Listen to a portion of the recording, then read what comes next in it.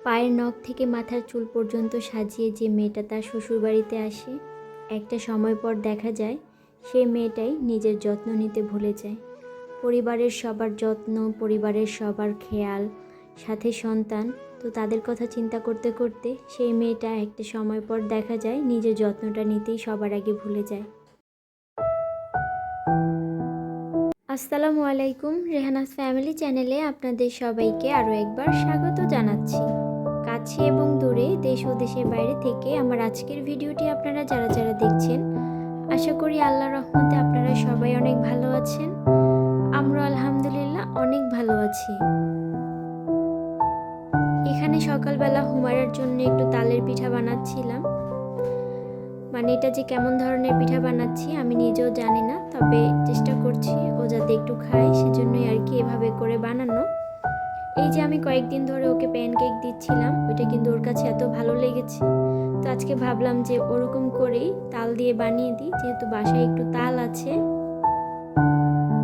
এখানে আমি চালের গুঁড়াটা ব্যবহার করলে হয়তো ভালো হতো, তবে যেহেতু চালের গুঁড়াটা হাতের কাছে ছিল না, সেজন্য আমি আটা দিয়েই করে নিয়েছি। আর এখন এই তো শুরুতে আমি একটু ঘি ব্যবহার করে নিচ্ছি। আমি যে তাল দিয়ে এটা বানাচ্ছিলাম, মানে এটা যে প্যানের মধ্যে একটু লেগে যাবে এটা আসলে আমি বুঝতে পারিনি। আমি কিন্তু এখানে একটু ঘি ব্যবহার করেছিলাম। তাছাড়া কিন্তু এরকম প্যানে যখন কোনো কিছু বানানো হয় সেটা কিন্তু খুব সহজেই উঠে যায়। আমার মনে হয়েছে যে আমি বোধহয় হওয়ার আগে একটু তাড়াতাড়ি করে উঠিয়ে ফেলেছিলাম, সেজন্যই আর কি প্যানের মধ্যে লেগে গিয়েছিল। তাছাড়া কিন্তু এগুলো লাগার কোনো চান্স থাকে না।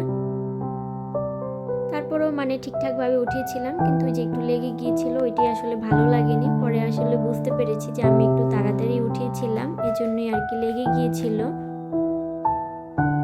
এই পাশটা কিন্তু খুব সুন্দর করে হয়েছে। তো আমি যদি আরেকটু অপেক্ষা করে উপরের পাশটার জন্য রেখে দিতাম, তাহলে দেখা যেত যে উঠানোর সময় হয়তো লেগে যেত না, কিন্তু উপরের পাশটা কিন্তু দেখা যাচ্ছে যে ভালো করে হয়নি। তো সেজন্যই আর কি ওইটা প্যানের মধ্যে লেগে গিয়েছিল। তারপরও যাই হোক, আমার মেয়ে খেয়েছে মজা করে, ওইটাই আর কি আমার কাছে ভালো লেগেছে। সকালবেলা এরকম একটু নাস্তা করে দিলে একা একাই খায়। আর সকালবেলা এত বেশি কাজের চাপ থাকে, যেহেতু সকালের রান্না দুপুরের রান্না প্রায় একদম একই টাইমে করতে হয়, তো এর মাঝে আসলে সেরকম একটা সময় থাকে না যে বসে ওকে খাবার খাওয়াবো দুপুরে। তারপরে রাতের বেলা কিন্তু আমি অনেকটা সময় নিয়ে ওর কাছে বসতে পারি ওকে খাওয়ানোর জন্য, কিন্তু সকালবেলা আসলে সেরকম একটা সময় হয়ে ওঠে না। সকালবেলা আসলে কাজ করতে করতে দেখা যায় যে আমার নিজেরই খাওয়ার সময় থাকে না। সকালের খাবার খেতে খেতে অনেক লেট হয়ে যায়। ঘুম থেকে তো অনেক ভোরে উঠেই রান্না করি, কিন্তু সকালের খাবারটা খেতে খেতে আসলে অনেক দেরি হয়। ততক্ষণে দেখা যায় কি খাবার যে রুচিটা থাকে সেটাও চলে যায়। তারপরে আবার শরীরটা প্রচণ্ড খারাপও লাগে। আর এই যে আজকে কয়েকদিন ধরে রোজা শুরু হবে, সেজন্য বাসায় এত কাজ করছি, কাজের তো কোনো শেষ নেই। সব বাসাতেই আসলে অনেক কাজ থাকে। আজকে এই যে পুরো বাসাটা ধরেছি, একদম উপরে যে ধুলা আছে সেগুলো ঝাড়বো, মাকড়সার বাসা এগুলো সব পরিষ্কার করব। তারপরে সবগুলো বিছানারই কিন্তু বেডশিটটা চেঞ্জ করে নিব। এই কাজগুলো আসলে আরও কিছুদিন পর করলে হয়তো ভালো হতো, তবে মনে হচ্ছে কি আসলে হাতে তেমন একটা সময় নেই। রোজা তো প্রায় চলে এসেছে, দেখা যাবে যে রোজার কয়েকদিন আগে থেকেও আবার সেরকম কাজ করতে ইচ্ছা করবে না, যেহেতু এনার্জির একটা ব্যাপার আছে। তো জন্য ভাবছি যে সব কিছু আগে থেকেই করা হোক, তাহলে ভালো হবে। তো আজকে শুরুতেই যে এই রুমটাকে আর কি পরিষ্কার করা শুরু করেছি। এই রুমে যা যা ছিল সব কিছু একদম ধুয়ে মুছে সুন্দর করে পরিষ্কার করে আবার সব কিছু গুছিয়ে রেখেছি। এই যে আমি তো কথাটা বললাম, এটা হয়তো কথা বলার মাধ্যমে শেষ হয়ে গিয়েছে, কিন্তু কাজগুলো করতে আমার অনেকটা সময় লেগেছে।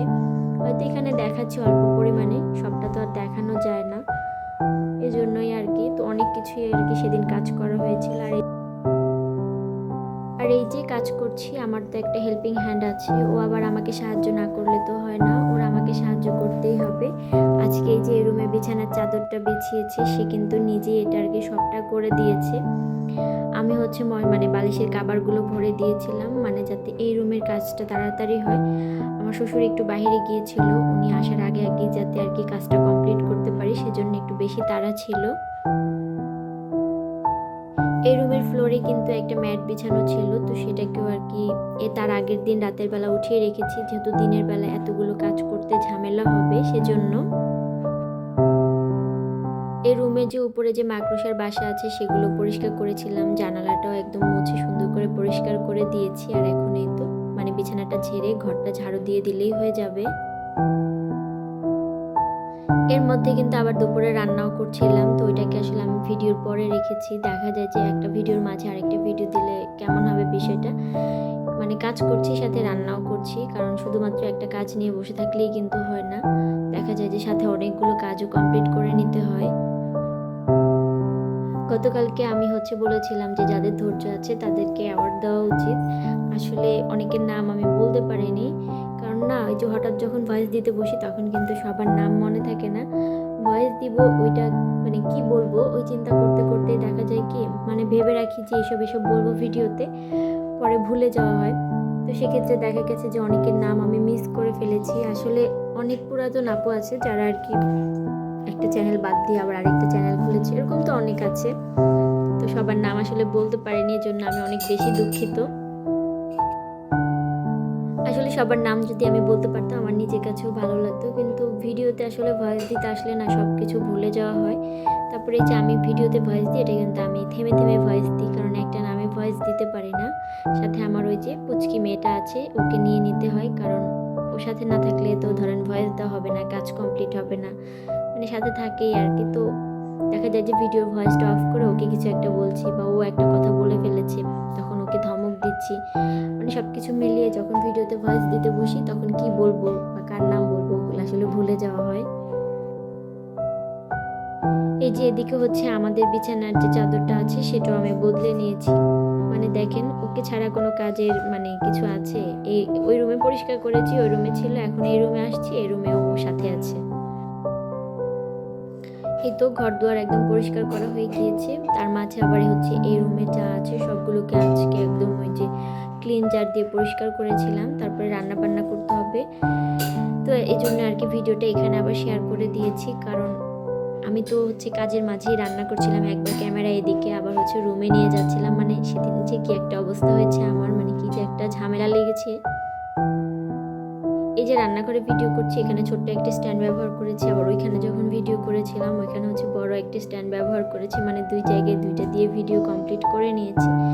এখানে আজকে ডাটা দিয়ে চিংড়ি মাছ রান্না করব, আবার ওই পাশের চুলাতে কিন্তু একটু চিংড়ি মাছ ভুনার জন্য বসিয়ে দিয়েছিলাম, ওইটা শুধুমাত্র হুমায়রার বাবার জন্য, কারণ এই টাইপের তরকারি যদি রান্না করে এই চিংড়ি মাছ দিয়ে ডাটা উনি ওগুলো খাবেন না, এই জন্য আলাদা করে আবার ওনার জন্য রান্না করতে হয়।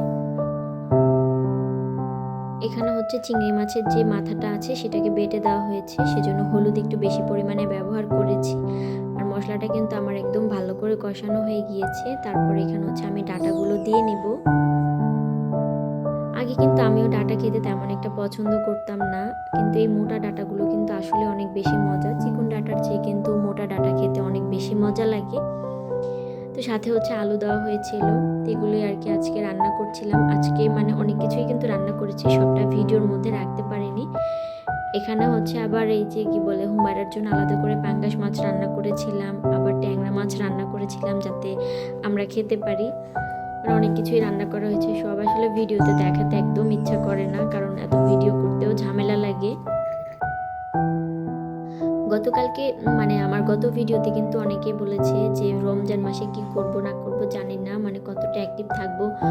আসলে আমার ব্যাপারটা আমি বলি আমিও জানি না যে কতটা থাকবো, তারপরেও চেষ্টা করব আপনাদের সাথে থাকার জন্য, কারণ আপনাদের সাথে না থাকলে তো আবার মনটা ভালো লাগে না। আপনাদের সাথে যদি একটু কথা শেয়ার না করতে পারি তাহলে তো আর তেমন ভালো লাগে না।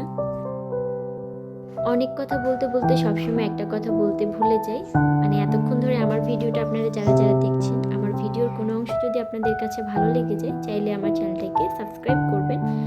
আর আমার ভিডিওতে যারা লাইক দিতে ভুলে গিয়ে থাকলে লাইকটা প্লিজ দিয়ে নেবেন। আজকেও এই যে আমার ভয়েস দিতে দিতে কিন্তু অনেকটা লেট হয়ে গিয়েছে, মানে প্রায় সন্ধ্যার পরেই ভয়েস দিচ্ছি, দিয়েই এখন সাথে সাথে আবার আপলোড করে দিব। ভয়েস আসলে ভালো হয় না, মানে একটু নিরিবিলি বা একটু ঠান্ডা মাথায় ভয়েস দিলে ভয়েসটা ভালো হয়, যেহেতু তাড়াহুড়ো ছিল। তো আজকে পর্যন্তই, ভালো থাকবেন, আল্লাহ হাফিজ।